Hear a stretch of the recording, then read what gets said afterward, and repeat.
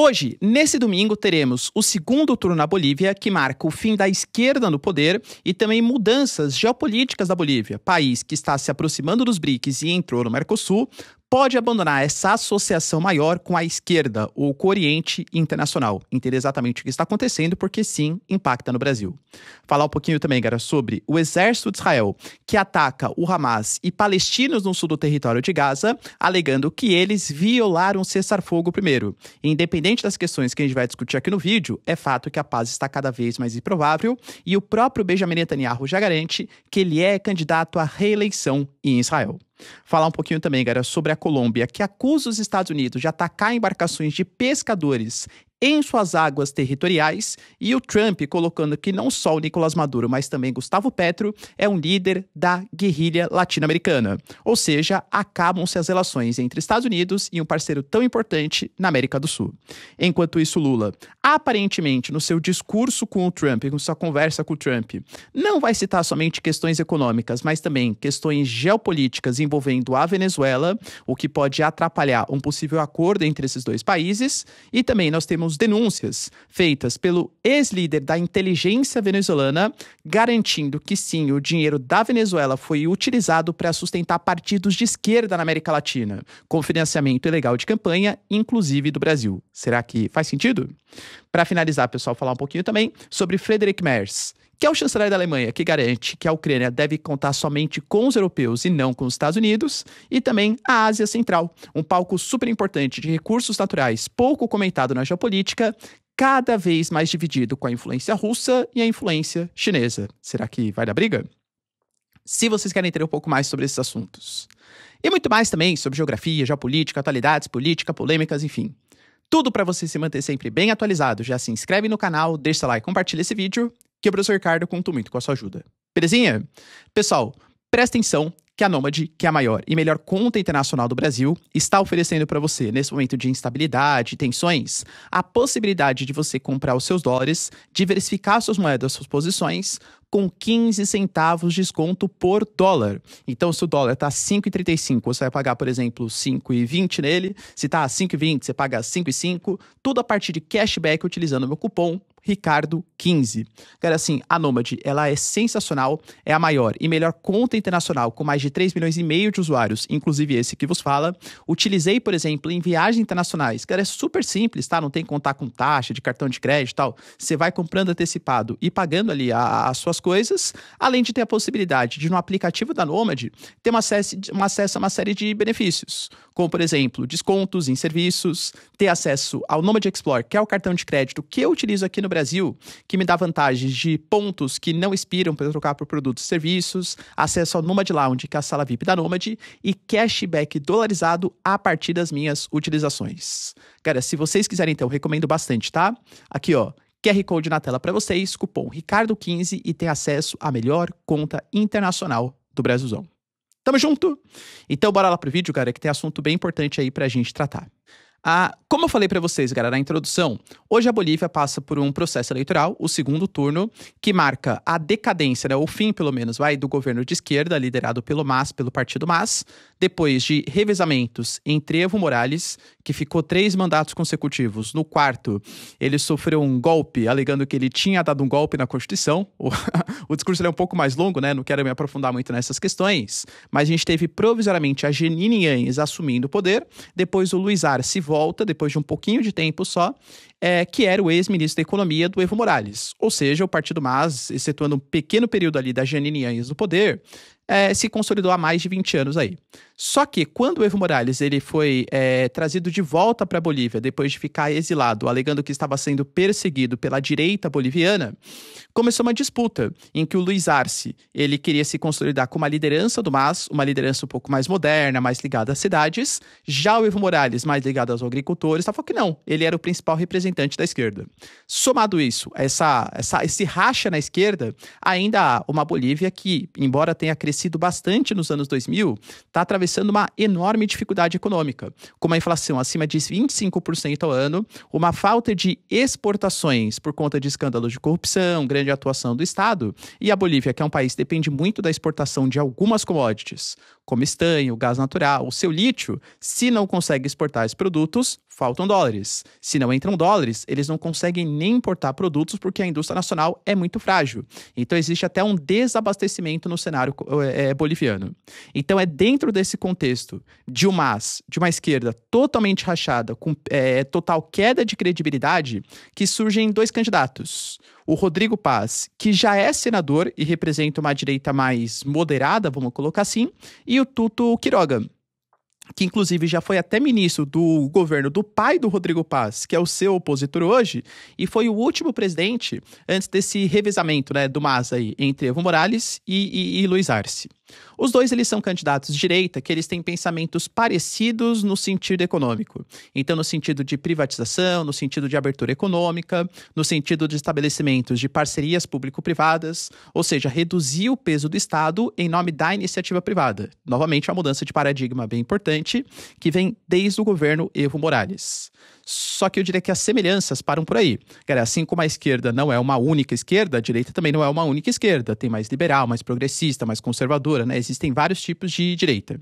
Se a gente pegar, por exemplo, um dos problemas que a Bolívia atravessa hoje é, mais uma vez, como existe em praticamente todos os países da América do Sul, da América Latina, infelizmente, o crescimento da atuação do narcotráfico. Inclusive, Brasilzão, PC, sabe o que eu tô falando, né? O primeiro comando, ele mesmo, também se expandiu as atividades ali para a Bolívia. Tá certo que ainda não refletiu em um aumento tão grande do número de mortes. Para você ter uma noção, a Bolívia, mesmo sendo muito mais pobre, ela tem uma taxa de homicídio oficial de 3 para 100 mil habitantes. A do Brasil é de 18 para 100 mil. Ou seja, o Brasil, mesmo sendo mais rico, tem uma taxa de violência 6 vezes maior do que a Bolívia.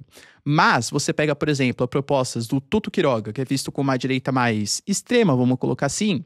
Ele se inspira em Daniel Noboa, se inspira em Nayib Bukele, prometendo uma mão de ferro, um combate à atuação do narcotráfico. Já o Rodrigo Paz, claro que ele não defende, né? Mas ele alega que discursos fáceis, discursos rasos não são exatamente a solução. Outra questão importante é que o Rodrigo Paz, no sentido geopolítico da coisa, ele alega que a Bolívia não pode ter um viés ideológico nas suas relações diplomáticas. Então, tem que se relacionar com os Estados Unidos, mas também deve se manter nos BRICS. A Bolívia, vai lembrar, ela recém-ingressou no Mercosul, ainda precisa aderir à TEC, né, o período aí de integração. Mas é um membro dos BRICS recente, e defende essa conexão com todos os lados, inclusive com a China, alegando que a China é um grande investidor na Bolívia, inclusive na exploração de minerais. Já o Tuto Quiroga alega que não. Ele tem um posicionamento muito mais combativo à esquerda, alegando que a Bolívia deve se alinhar aos interesses dos Estados Unidos, talvez um posicionamento mais similar ao de Javier Milei, ao de Daniel Noboa, ao de Penha, por exemplo, no Paraguai, dessa direita latino-americana que está emergindo agora no continente, né, no subcontinente. Então são posicionamentos geopolíticos diferentes. Inclusive o Tuto Quiroga alega que a Bolívia se subordinou demais aos interesses brasileiros nos últimos anos e depende muito do mercado consumidor do Brasil, o que convenhamos que particularmente é verdade. O Rodrigo Paz também deseja essa diversificação de mercados, mas o Tuto Quiroga tem uma postura muito combativa, alegando que o Brasil é um país imperialista e que essa alta dependência que a Bolívia desenvolveu frente à exportação de gás natural, por exemplo, o Gasbol, né, frente à exportação de outros minerais, essa dependência econômica compromete a própria soberania do país. Além disso, a gente tem, por exemplo, o Tuto Quiroga pregando um choque de realidade econômico para a Bolívia. Como eu falei, ele é muito mais radical no sentido de corte de gastos públicos, no sentido das privatizações. Ele defende, por exemplo, que a Bolívia contrai empréstimos com o FMI e, claro, tenha que subordinar também as suas políticas econômicas às políticas do FMI, então corte de gastos, austeridade, tudo tal. Já o Rodrigo Paz defende o que ele chama de capitalismo para todos. Abertura econômica, mas sem comprometer os gastos sociais. Ou seja, cara, eu diria que é mais assim, uma centro-direita do Rodrigo Paz e um Tuto Quiroga, que é um cara de uma direita mais trumpista, uma direita mais dessa direita que emerge hoje na América Latina. E aí, cara, quem é o favorito, hein? Lembrando que, de qualquer jeito, esse período de grandes estatizações de uma economia tão planificada está com os dias contados na Bolívia. Além disso, galera, tivemos também uma péssima notícia, mas que quem é velho de guerra acompanha aqui o canal diariamente sabe que ia acontecer. O cessar-fogo está praticamente finalizado na faixa de Gaza. Sim, galera. Os dois lados, que nem eu falo, numa guerra, a primeira coisa que morre é a verdade, os dois lados têm a sua narrativa. Os palestinos alegam que o Hamas hoje está lutando, está atirando, ou pelo menos os palestinos que apoiam o Hamas, claro, né? Que está lutando na faixa de Gaza, porque existem vários grupos insurgentes que, depois que o exército de Israel tirou as suas tropas, estão querendo dominar o território. E que até para que seja possível cumprir o cessar-fogo, o desarmamento, a pacificação, a desmilitarização, o Hamas deve agir como uma força pacificadora, segundo eles, claro, né? Como agente de polícia quase, para reprimir essa guerra civil. Então precisa realizar ataques. E que a violência ela está emergindo pelo enfraquecimento do Hamas. Lembrando que o Hamas acusa que algumas dessas milícias são até apoiadas por Israel para gerar uma combatividade ali na faixa de Gaza. Israel nega veementemente essas afirmações. Israel alegou que um veículo das IDF, das forças israelenses, foi atacado por membros do Hamas, ou pelo menos por palestinos. Israel respondeu a esses ataques, atacou os territórios ali no sul do território da faixa de Gaza, e o Hamas alega que 38 palestinos foram mortos. Ah, professor, quem começou primeiro? Depende, né? Se você pergunta para os palestinos ou para o Hamas, alegam que foi Israel. Se você pergunta para Israel, alegam que foram ataques que foram praticados pelo Hamas que violou o cessar-fogo. O Hamas, por exemplo, alega que como Israel não reabriu a passagem de Rafah, eles estão violando gravemente o cessar-fogo. Mas Israel fala que só vai abrir a passagem de Rafah quando o Hamas cumprir a sua parte no acordo, que é a libertação de todos os reféns, vivos e mortos. Lembrando que a gente teve mais 2 corpos que foram liberados ontem, mas ainda faltam, a Israel estima, né? Faltam 16 corpos ainda para serem devolvidos. Então fica, não, esse aqui violou primeiro, esse aqui violou primeiro. Galera, fato é que a gente tem, por exemplo, Itamar Ben-Gvir, que hoje é o ministro da Segurança Nacional, pedindo para que o Benjamin Netanyahu retome os ataques da faixa de Gaza. E sendo sincero, muito possivelmente isso é o que vai acontecer em um futuro próximo. A gente teve também o próprio Benjamin Netanyahu dando declarações bem enfáticas que ele quer ser o próximo primeiro-ministro de Israel. Atualmente, ele pertence ao Likud, que é o partido mais forte do país, um partido de direita, mas teve que se associar para se manter na cadeira de primeiro-ministro com os ultra-ortodoxos, que tem mais ou menos ali 18 cadeiras no parlamento, no Knesset, né, que é o parlamento israelense, e 14 parlamentares do sionismo religioso. Aí ele conseguiu uma maioria parlamentar para governar. Mas, claro, esse apoio não vem à toa. Esse apoio vem de cumprir alguns conteúdos programáticos desses ultra-ortodoxos, que são contra os palestinos, né? O Benjamin Netanyahu, ele está envolvido em escândalos de corrupção, sentou no banco dos réus. Essa semana, inclusive, né? O Trump até pediu, por favor, não me investiguem e tudo tal. Cara, na prática, ele vai ser investigado, é isso que vai acontecer. E se ele quer se alçar ao cargo de primeiro-ministro novamente, muito possivelmente vai querer contar com o apoio, novamente, desses partidos políticos. O que é bem preocupante, cara, para a causa palestina, para a solução de 2 estados, para a pacificação do território. Vale lembrar que o Benjamin Netanyahu alegou que a guerra vai terminar somente quando a fase 2 for instalada, ou seja, quando o Hamas se desarmar e devolver, né, todos os corpos. E o Hamas alega que não tem capacidade técnica para fazer isso, pelo menos não em um futuro prazo, né, em um curto espaço de tempo. Ou seja, muito possivelmente não teremos a paz, pelo menos por enquanto. Além disso, cara, notícias bem importantes também sobre acusações que Gustavo Petro fez contra os Estados Unidos. E que não são de hoje, inclusive, hein? Venho comentando com vocês que embarcações norte-americanas estão ali cercando o espaço do Caribe, próximo da Venezuela, afundando embarcações. E nós tivemos mais uma embarcação que foi afundada, só que dessa vez, segundo as acusações do Gustavo Petro, não foram em águas internacionais e não foi no espaço venezuelano. Foi no espaço marítimo colombiano. E Gustavo Petro alegou que, na verdade, se tratavam de pescadores e que o que os Estados Unidos estão fazendo é, assim, totalmente contra o direito internacional, invadindo o espaço marítimo de outros países sem provas contundentes que se tratavam de grupos enfim, sabe o que eu tô falando. O próprio Alvin Halsey, por exemplo, que era o antigo chefe do Comando Sul dos Estados Unidos, abandonou essa cadeira, alegando também que não concordava com as ofensivas do Trump na região. Independente dessas questões, o Gustavo Petro está cobrando um pedido de desculpa dos Estados Unidos, pelo menos algum tipo de explicação diplomática, e ele teve essa explicação diplomática. O Trump, ele respondeu no seu Twitter, no seu Truth Social, enfim, né, na sua rede social, no seu X, alegando que o Gustavo Petro é mais uma liderança do narcotráfico na América Latina. E sendo essa liderança do narcotráfico, ele sabe que a Colômbia se beneficia demais com recursos financeiros, trazendo dinheiro tal, com a exportação de entorpecentes para os Estados Unidos. E ele não faz nada, tem total anuência dessa situação e passa pano para a situação, alegando que isso traz recursos para a Colômbia, independente se é lícito ou ilícito.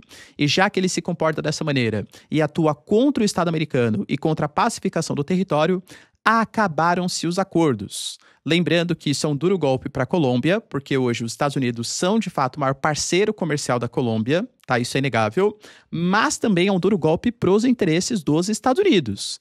Claro que o Trump ele pode estar pensando que eleições na Colômbia vão rolar num futuro próximo. O Gustavo Petro não é um presidente popular e a direita pode voltar no país. Aliás, a Colômbia é um país que, mesmo durante os anos 2000, a onda rosa, a onda vermelha na América Latina, sempre teve a atuação de uma direita, mais evidentemente, né? Por quê? A esquerda, as Farc, a ELN, o M19, sempre foram associados com movimentos de guerrilha, grupos criminosos, não exatamente como partidos políticos. Inclusive, o próprio Gustavo Petro é um ex-membro da guerrilha, do M19, né? Bases militares americanas existem no território colombiano. A Colômbia é o principal aliado militar estratégico dos Estados Unidos na América do Sul, ou pelo menos era. O Gustavo Petro, tentando diversificar mercados, está se aproximando dos chineses, inclusive quer fazer parte da nova Rota da Seda, do Road and Belt.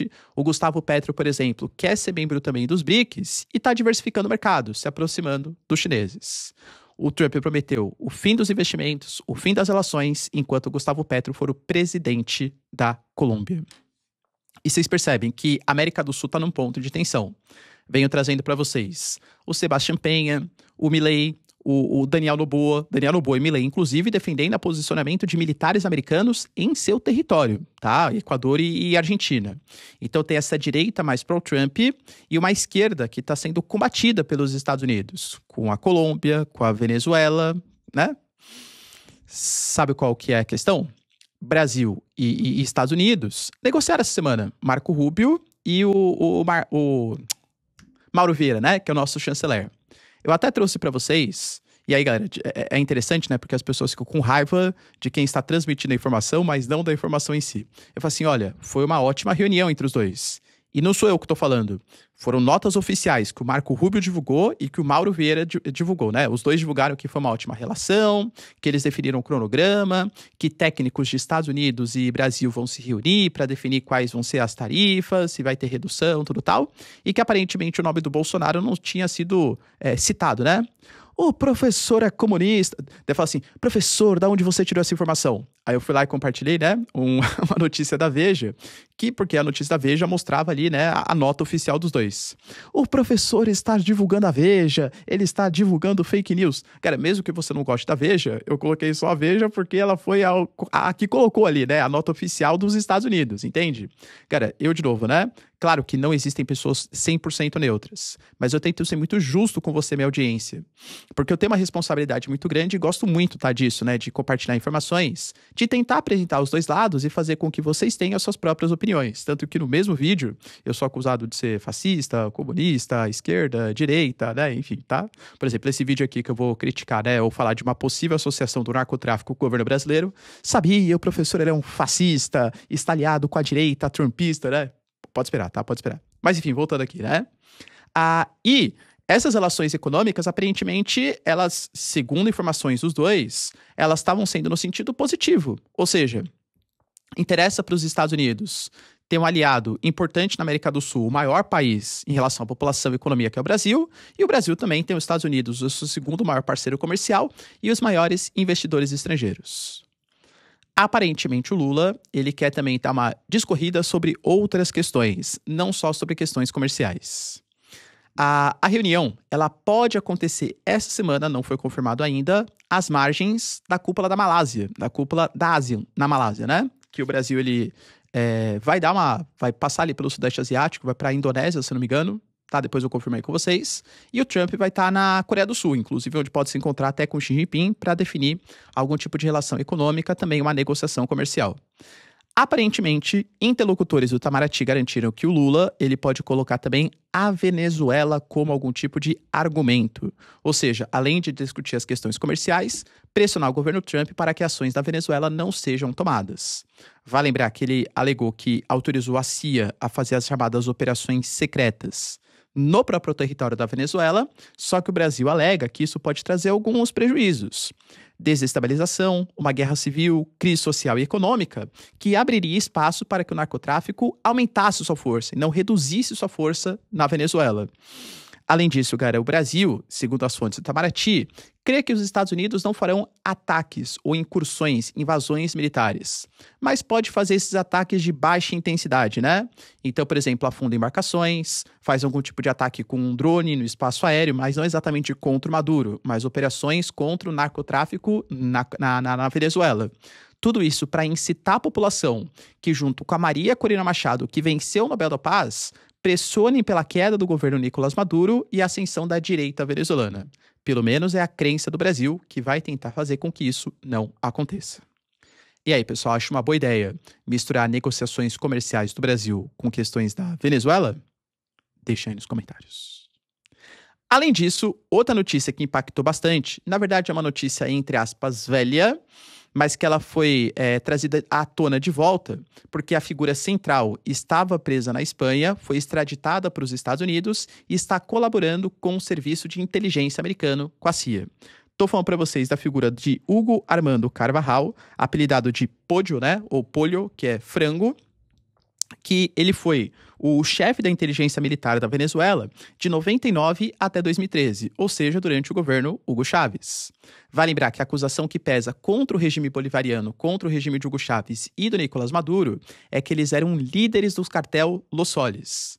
Já trouxe para vocês também vídeos mais detalhados que cartel Los Soles é uma referência a cartel Las Estrelas, né, os sóis, que é um símbolo dos generais venezuelanos. Ou seja, é um cartel que, segundo as investigações americanas, são liderados, né, esse cartel, pelos militares venezuelanos. E não é que o Nicolás Maduro ou que o Hugo Chávez, se bem que o Hugo Chávez ele era militar, né, ponto importante, tá?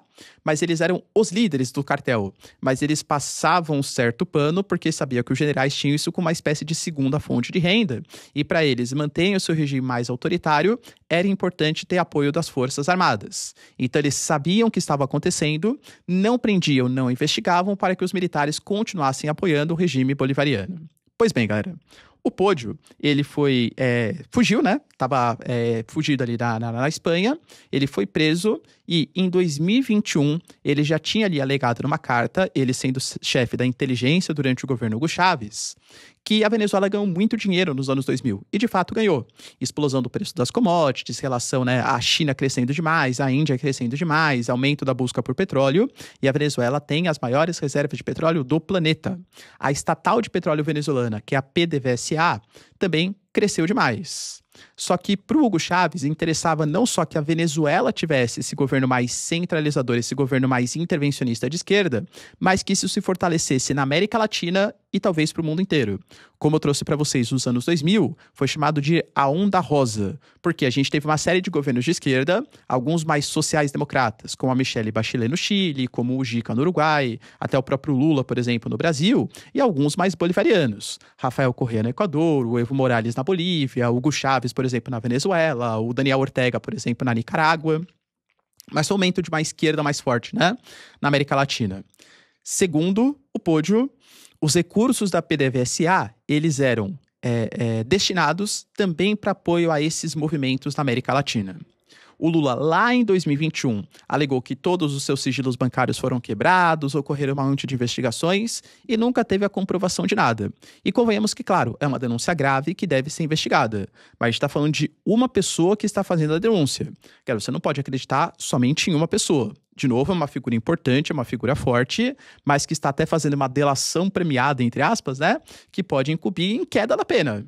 Acho que deve ser investigado. E é seríssimo se isso tiver acontecido, e pode ser que de fato tenha acontecido, né? Mas assim, o próprio Javier Milei falou que algumas máscaras estão caindo, né?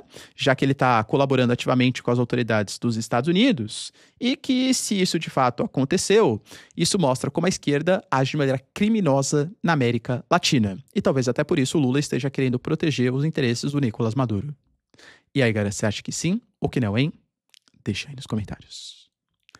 Além disso, tivemos também Friedrich Merz, que é o chanceler da Alemanha, um pouco desapontado com as notícias que vieram da reunião entre Zelensky e Trump, que aconteceu ali, né, na Casa Branca. Por quê? O principal objetivo, claro, era conseguir os mísseis Tomahawk. E o Trump foi muito claro, alegando que ele prefere fazer uma diplomacia, fazer uma espécie de negociação, para depois saber, se caso a Rússia não aceitar, se os mísseis Tomahawk serão cedidos ou não. Não era exatamente o que o Zelensky queria. Vai lembrar que vai acontecer uma reunião na Hungria, em Budapeste, em um futuro próximo, daqui 2 semaninhas, né? E que algum tipo de relação diplomática vai querer ser estabelecida. O Putin já teria falado que a condição básica que ele quer é que Donbas, Donetsk e Lugansk seja integralmente território russo. O Friedrich Merz realmente falou, né, que ele telefonou para o Zelensky e falou, olha, Zelensky, a gente vai continuar aqui, nós alemães, né, a continuar a apoiar a Ucrânia financeiramente, politicamente, militarmente, porque a gente sabe até que se a Ucrânia se render, a Rússia continuará a atacar outros países europeus. Talvez vocês tenham que contar mais com o apoio da Europa do que dos Estados Unidos, porque o Trump não está disposto, assim, a apoiar a Ucrânia. O que eu acho, assim, de verdade, né, isso tende a acontecer, mas abre espaço para um outro questionamento. O Friedrich Merz hoje a Alemanha, ela de toda a ajuda que a OTAN deu para a Ucrânia, 20% vem da Alemanha, ou seja, é o segundo maior financiador, só perdendo para os Estados Unidos. A questão é que o Friedrich Merz, hoje, ele está com uma popularidade abaixo de 30%. A alternativa para a Alemanha, o partido colocado como a extrema-direita alemã pela mídia europeia, hoje aumenta a sua popularidade. É que, claro, a Alemanha é um parlamento, né? Então, se fosse, tipo, a mais votado, seria a alternativa para a Alemanha, mas eu não sei se ela consegue fechar conchavos ali com os outros partidos políticos. Mas a alternativa para a Alemanha hoje é o partido mais popular, e uma das suas propostas é justamente o fim da ajuda à Ucrânia, ou pelo menos a redução da ajuda à Ucrânia, alegando que a Alemanha tem que pensar nos seus próprios interesses, está com uma economia mais estagnada do que os últimos anos, e o dinheiro do contribuinte alemão deve ficar na Alemanha. E percebam que todos esses governos mais sociais-democratas, cosmopolitas, que defendem uma ajuda maior à Ucrânia, vêm perdendo popularidade em nome de governos mais nacionalistas. Isso pode ser, claro, uma péssima notícia para os ucranianos. E para finalizar, pessoal, só um breve comentário aqui importante. Professor, China e Rússia são grandes aliados, tal. Sempre trouxe para vocês que sim, nesse momento. Porque nesse momento existe inimigo maior, que é o Ocidente, os Estados Unidos, a União Europeia.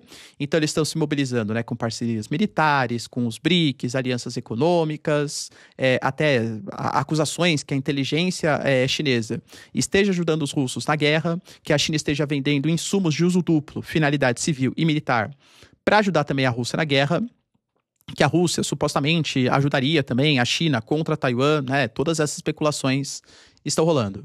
Mas, tomem cuidado, China e Rússia são 2 grandes titãs, e como 2 grandes titãs, têm alguns tipos de disputa até pela sua proximidade territorial. Uma dessas áreas é justamente a Ásia Central.